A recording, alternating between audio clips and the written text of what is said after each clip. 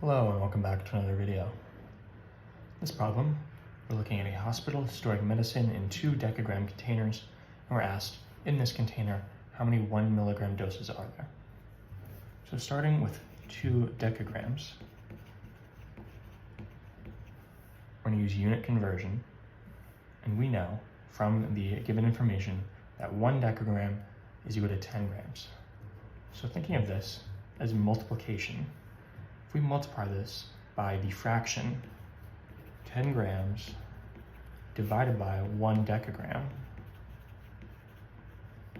since 10 grams is equal to 1 decagram, this is equal to a fraction where it's the numerator over itself. So this is the same as thinking we're multiplying it by 4 over 4, which is just 1. So by multiplying 2 decagrams by this fraction, we're not actually changing the value. This is how most unit conversions go. And then we want to change it from grams to milligrams. We know that 1,000 milligrams are in 1 gram. So again, if we multiply it by 1,000 milligrams, and we divide that by 1 gram, this is just multiplying by 1 again. And the reason we do this, because our units are going to cancel out. So we have decagrams in the top and the bottom, that cancels out. We have grams on the numerator and the denominator, those cancel out.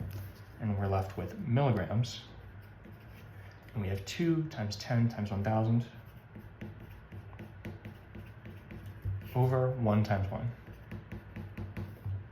And this is equal to 2 times 10 is 20, times 1,000 is 20,000, divided by 1 is 20,000. So 20,000 milligrams are in 2 decagrams. So that's going to line up with answer D.